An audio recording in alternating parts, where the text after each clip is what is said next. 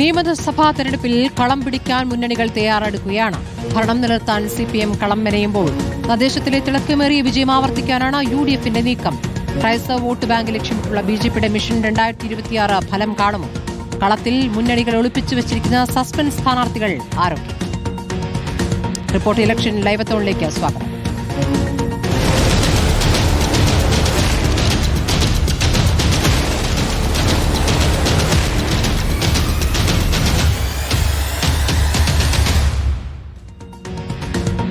വിശാല രാഷ്ട്രീയ കൂട്ടായ്മയ്ക്ക് രൂപം നൽകാൻ UDF. അസംതൃപ്തരായ LDF BJP നേതാക്കളെ ലക്ഷ്യമിട്ടാണ് നീക്കം.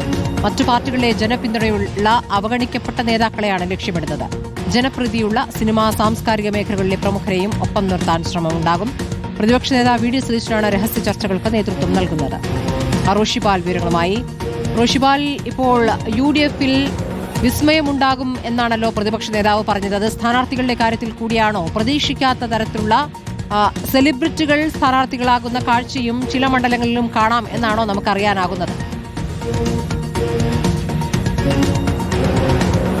അസ്മതി, നിയമസഭാ തെരഞ്ഞെടുപ്പിൽ നേരത്തെ തന്നെ തയ്യാറെടുപ്പുകൾ തുടങ്ങിയ മുന്നണി UDF തന്നെയാണ്. കോൺഗ്രസ് ക്യാമ്പ് നടത്തി സർവ്വസജ്ജമായി കഴിഞ്ഞു.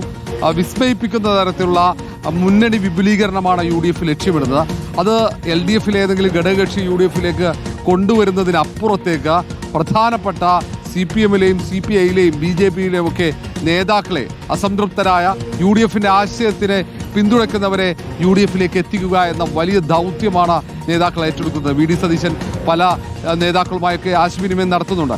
CPMലൊക്കെ അവഗണിക്കപ്പെട്ട, ഇടഞ്ഞു നിൽക്കുന്ന അസംതൃപ്തരായ നേതാക്കളെയൊക്കെ UDF പാളയത്തിലേക്ക് എത്തിക്കുക എന്ന വലിയ ദൗത്യമാണ്.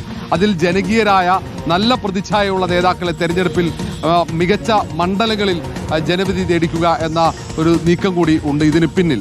സാംസ്കാരിക മേഖലയിൽ നിന്നും ഒപ്പം തന്നെ സിനിമാ മേഖലയിൽ നിന്നൊക്കെ പ്രധാനപ്പെട്ട ആളുകളെയൊക്കെ ഒപ്പം നിർത്താനുള്ള നീക്കവും കോൺഗ്രസിന്റെ ഭാഗത്തുനിന്നുണ്ട്.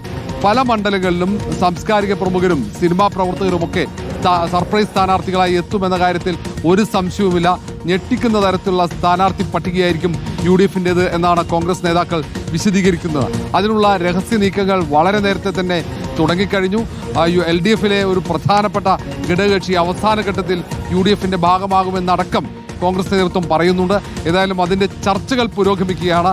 മുന്നണി വിപുലീകരണത്തിലൂടെ ലക്ഷ്യമിടുന്നത് മുന്നണിയിലേക്ക് പുതിയ പാർട്ടികൾ എത്തുന്നത് മാത്രമല്ല, മുന്നണിയിലേക്ക് കൂടുതൽ നേതാക്കളെ എത്തിക്കുക എന്ന വലിയ ദൗത്യം കൂടിയുണ്ട്.